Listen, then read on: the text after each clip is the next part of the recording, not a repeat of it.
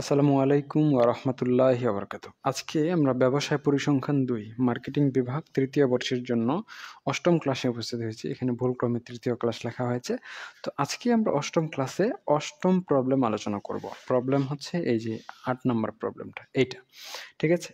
তো আপনারা যদি চান এই পরিসংখ্যান ২ সম্পূর্ণ বইটাই আমাদের কাছে একদমই সংক্ষিপ্ত সময়ে গুছিয়ে প্রস্তুতি নিতে পারবেন। আপনাদের এই সাবজেক্টটাতে আমরা অনলাইনে প্রাইভেট ব্যাচ খুলেছি। আপনারা চাইলে আমাদের অনলাইন প্রাইভেট ব্যাচও যুক্ত হতে পারেন। এটা আপনাদের জন্য বেনিফিশিয়াল হবে। তো ক্লাসটা শুরু করার পূর্বে আমি আমাদের অন্যান্য যে গ্রুপগুলো রয়েছে সেই গ্রুপগুলোতে এই ক্লাসটা শেয়ার করে দিচ্ছি। যেন আমাদের অন্য শিক্ষার্থীরাও এই ক্লাসটি দেখে উপকৃত হতে পারে এবং আপনারাও দেখতে পারেন।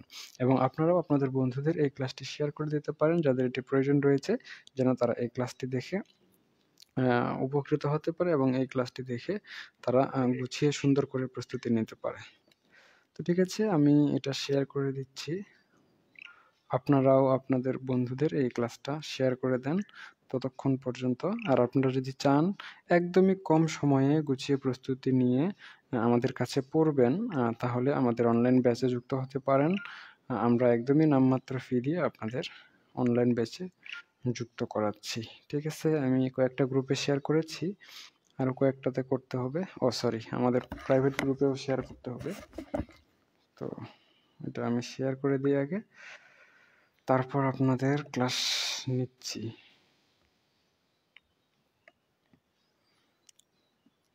এটা আমাদের ফ্রি গ্রুপ, এটা আমাদের হচ্ছে প্রাইভেট গ্রুপ। আপনারা চাইলে আমাদের প্রাইভেট গ্রুপে যুক্ত হয়ে থাকতে পারেন। এটা আপনাদের জন্য বেনিফিশিয়াল হতে পারে। কি হলো? কেটে গেল কেন? আচ্ছা, আবার দিতে হবে। নোটিফিকেশন এত পরিমাণ বেশি হয়ে গেছে যে এক জায়গায় চাপ দিলে ততক্ষণে আরেক জায়গায় চাপ লেগে যায়।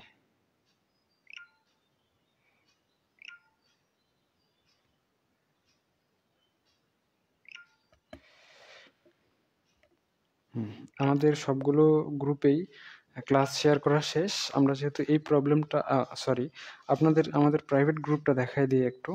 যারা আমাদের প্রাইভেট ব্যাচে যুক্ত হতে চান তারা আমাদের প্রাইভেট ব্যাচে যুক্ত হতে পারবেন। এইটা হচ্ছে আমাদের প্রাইভেট ব্যাচ, একদমই নতুন ব্যাচ, কয়েকদিন আগে খোলা হয়েছে। এখানে সুন্দর করে গুছিয়ে প্রস্তুতি নিতে পারবেন। যেমন বর্তমানে এটা যেহেতু ফ্রি, তাই আমাদের গ্রুপে চলতেছে প্রাইভেটগুলো। যেমন একটু আগে এই ক্লাসটা যে করাবো টেবিলের ভেতরে যে এই বিষয়গুলো এগুলো এখানে দিয়ে দেওয়া আছে। তার আগে যে সাজেশনের পিডিএফ দিয়ে দেওয়া আছে এবং এই যে ক্লাসগুলো সাজানো আছে মূলত আমাদের গ্রুপের ভিতরে। এই যে ফিচার অপশনে যদি আপনি ঢোকেন তাহলে দেখবেন যে এইখানে এই লিঙ্কটা আপনি পেয়ে যাবেন। পেলে এখানে সবগুলো অধ্যায় পেয়ে যাবেন। এই মুহূর্তে যেহেতু ৩য় অধ্যায়ের ক্লাস চলছে, সো ৩য় অধ্যায়টা এখনো কমপ্লিট হয়নি। প্রথম ২টা অধ্যায় কমপ্লিট হয়ে গেছে। এভাবে সবগুলো অধ্যায়ে আপনাদের ক্লাস নেওয়া হবে। তো ঠিক আছে, চলুন তাহলে শুরু করা যাক আজকে আপনাদের ক্লাস। তো আমরা প্রবলেম নাম্বার 8 থেকে আপনাদের আলোচনা শুরু করব। প্রবলেম 8 এটা ৮ নম্বর প্রবলেম। এর আগেও আমরা কিন্তু প্রবলেম 1 থেকে 7 পর্যন্ত আলোচনা করেছি। আপনারা যদি চান তাহলে আমাদের সেই আলোচনাগুলো দেখতে পারেন, সেগুলো আপনাদের জন্য বেনিফিশিয়াল হবে। ঠিক আছে? তো এইখানে যে ইনফরমেশনগুলো প্রথমে দেওয়া থাকবে প্রশ্নের ভিতরে, সেগুলোই আমাদের কাজ হচ্ছে প্রথমে লিখে ফেলবো। তো কোন ইনফরমেশনগুলো দেওয়া আছে? আমরা অঙ্ক শুরু করি। Problem number 8। যেই ইনফরমেশনগুলো দেওয়া থাকবে প্রথমে, সেগুলোকে আমরা গিভেন দ্যাট লিখবো। GIVEN, given THAT। যেহেতু আমি একদমই বেসিক থেকে আপনাদের বোঝাবো, তো আপনাদের ক্লাসগুলো বুঝতে আশা করা যায় খুবই সুবিধা হবে। এবং এই তথ্যগুলো আমি একটু করে প্রশ্ন করব এবং আপনাদের সেই প্রশ্নের সমাধান দিয়ে দিব, যেন আপনারা খুব ইজিলি আমাদের বিষয়গুলো মানে অঙ্কগুলো ক্লাসগুলো বুঝতে পারেন। তাহলে আমরা প্রশ্ন পড়ছি এবং সেই সাথে সমাধানও করে দিচ্ছি। চলুন। এখানে দেখেন বলা হয়েছে অ্যান অডিটর, একজন auditor takes a sample of size, একটা নমুনা সংগ্রহ করেছে 36 ফ্রম আ পপুলেশন, একটি পপুলেশন থেকে। মানে একটা পপুলেশন থেকে কি করেছে 36 জনের বা 36টা কি করা হয়েছে নমুনা বা স্যাম্পল নেওয়া হয়েছে। কতগুলো থেকে? অফ 100, তো এইখানে আমাদের দুইটা বিষয় বলা আছে যে 100 জন পপুলেশন আছে, তার মধ্যে 36 জনের স্যাম্পল নেওয়া হয়েছে। তাহলে এটা হচ্ছে ডাবল সেট ইনফরমেশনের অঙ্ক। ইতিমধ্যে আমরা সিঙ্গেল সেটের ইনফরমেশন অঙ্ক 1 থেকে 7 পর্যন্ত করেছি। আজকে থেকে ডাবল সেটের অঙ্ক মানে 2 এককের অঙ্ক শুরু হবে। ভালো কথা।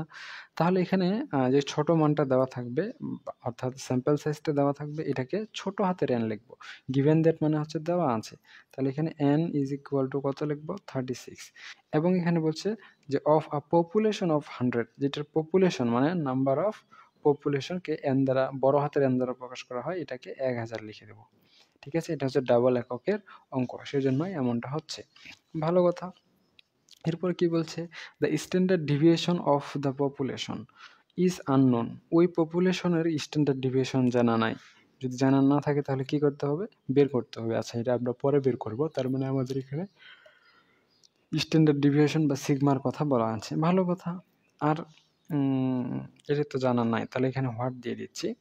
এরপরে কি বলছে? But the standard deviation of the sample, কিন্তু বলা হয়েছে স্যাম্পেলের স্ট্যান্ডার্ড ডিভিয়েশন হচ্ছে 100। তাহলে স্যাম্পেলের স্ট্যান্ডার্ড ডিভিয়েশনকে কি বলা হয়? এস বলা হয়। তাহলে এখানে আমরা এস দিয়ে দিচ্ছি, অর্থাৎ এস এর মান কত আছে? 100 আছে। স্যাম্পেলের স্ট্যান্ডার্ড ডিভিয়েশনকে কি বলা হয়? এস বলা হয়। খেয়াল রাখবেন। ঠিক আছে? স্যাম্পেলের স্ট্যান্ডার্ড ডিভিয়েশন যদি দেওয়া থাকে তাহলে আমরা সাধারণ বা নরমাল স্ট্যান্ডার্ড ডিভিয়েশন বের করতে পারবো। এটার একটা সূত্র রয়েছে, সূত্রটা আমরা পরে শিখবো। আগে আমরা সম্পূর্ণ প্রশ্নটাই পড়ে শেষ করি। এরপরে বলছে if the term mean value of account receivable, যদি এই টার্নের হচ্ছে অ্যাকাউন্ট রিসিভেবল, অযথায় খালি ফোন দিচ্ছেন কেন? সারাদিন তো ফোন ধরতে ধরতে অবস্থা শেষ, খালি ফোন দেয়।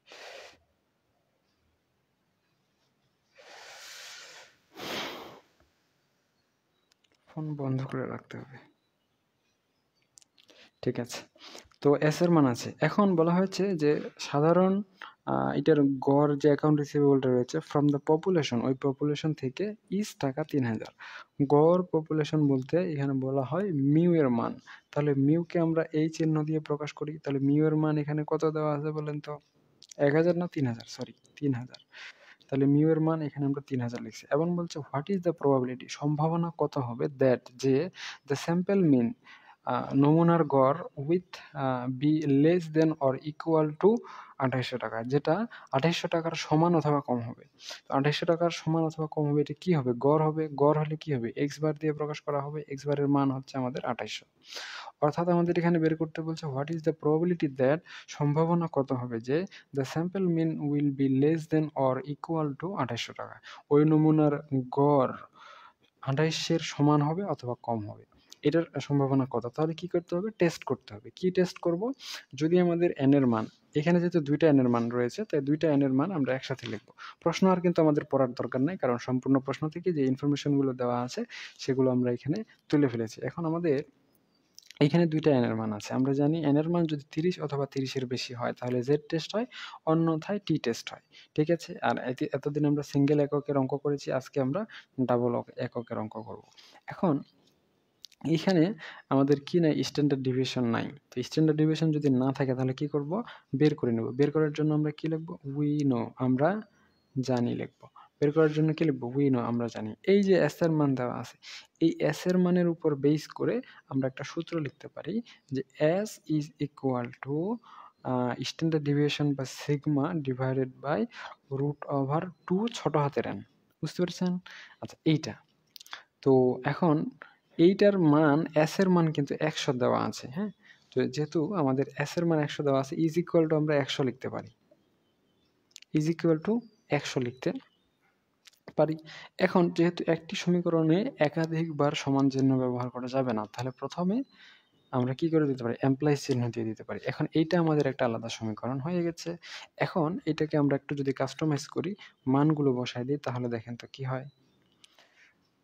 আড়াআড়ি গুণ করলে এটার নিচে কিছু না, মানে 1 আছে। স্ট্যান্ডার্ড ডিভিশন আর 1 গুণ করলে স্ট্যান্ডার্ড ডিভিশন হয়ে যাবে, ইজ ইকুয়াল টু এই দুইটা একসাথে গুণ হয়ে যাবে। তাহলে এখানে √2 n এর মান হচ্ছে ইনটু হচ্ছে 36। আর এই দুইটা একসাথে না, ইনটু হচ্ছে 100। এই 100 এর উপর কিন্তু কোনো রুট নাই। ঠিক আছে? এখন এটাকে আমরা জাস্ট ক্যালকুলেশন করে নিচ্ছি, তাহলে হয়ে গেলে ক্যালকুলেটর কোথায়?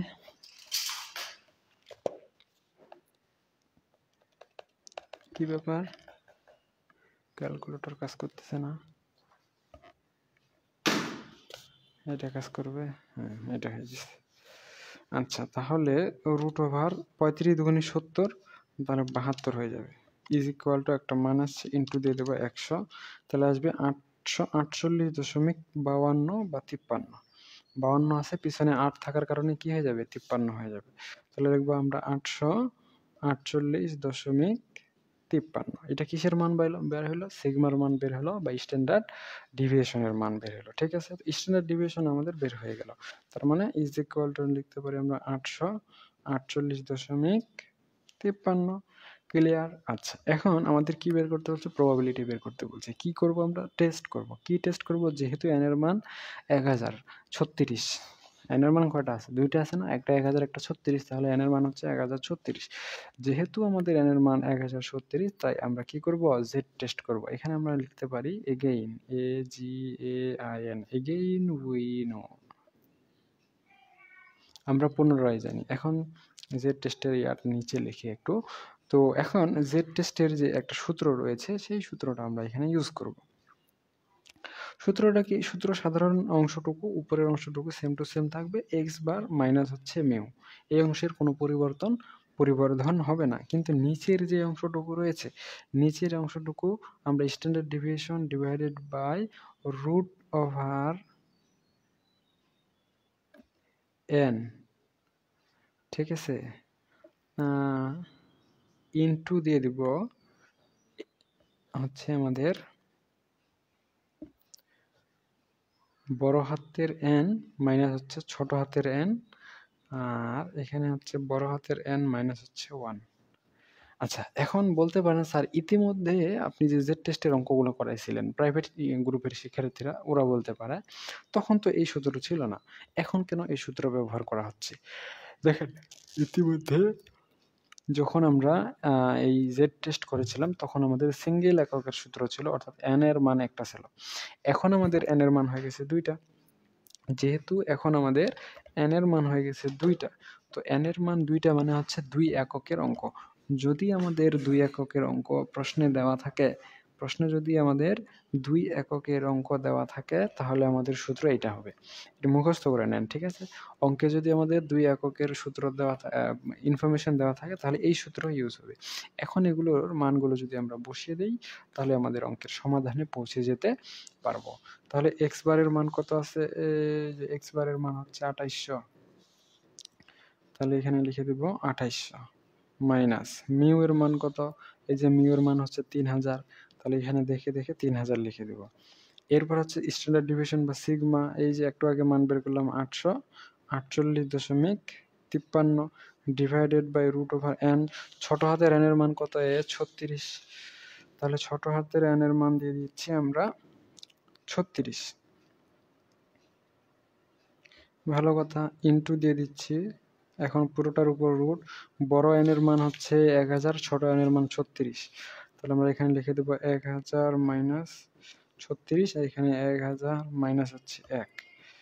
ঠিক আছে, এই এতটুকু। এখন এটাকে ক্যালকুলেশন করলেই আমরা সমাধানে পৌঁছে যাব। 2800 থেকে 3000 গেলে মাইনাস 200, সোজা জিনিস এটা।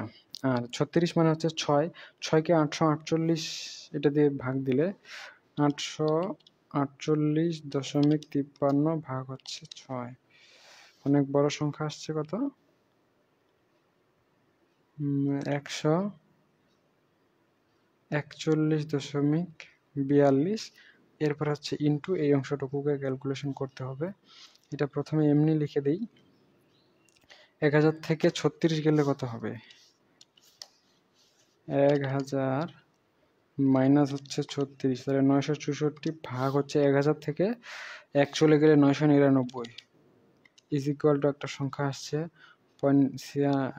এটাকে যদি আমরা রুট করি তাহলে আসবে 0.98, তাহলে 0.982326, এটার সাথে গুণ করে দিচ্ছে আগের মানটা 141.42, তাহলে এখানে আসছে একটা মান, আগের মানটা গুণ করে দিলে এটা আমরা নিচে লিখে দেই উপরে হচ্ছে -200, নিচে হচ্ছে 138.92।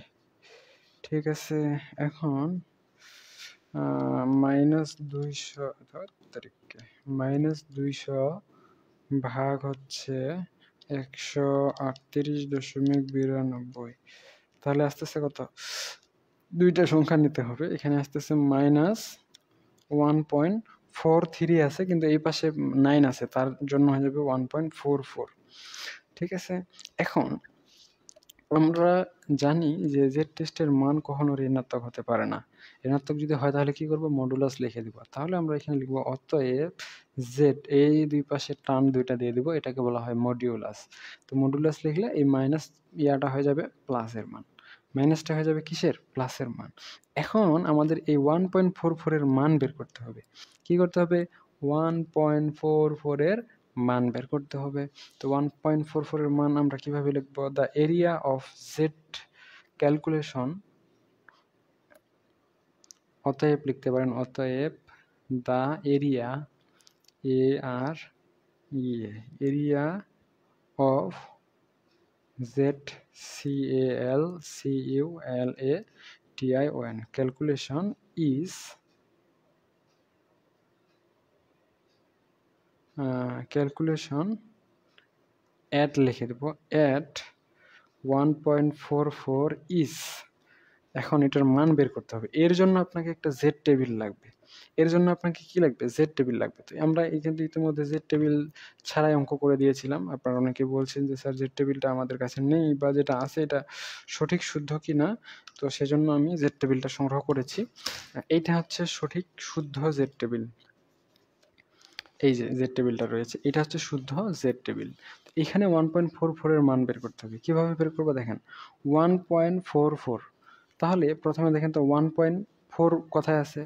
এই যে 1.4 আছে এই জায়গায়। ঠিক আছে, 1.4 আছে এই জায়গায়। এখন এই যে 1.4 আছে, 4 এর পর কত আছে? দুইটা 4 আছে না? এখানে তো দুইটা 4 নাই, তাহলে এইখানে আর একটা 4 খুঁজতে হবে। এই যে 1.44, এখানে একটা 4, এখানে একটা 4, বুঝতে পেরেছেন? এই দুইটা 4 যোগ করতে হয়। তাই বলে আবার হচ্ছে এই 5 এর সাথে এই 3 টা আবার যোগ করে দিয়ে বানায়েন না। এখানে দুইটা সংখ্যা, দশমিকের পর একটা প্রথম সংখ্যাটা এইখানে মিলাতে হয়।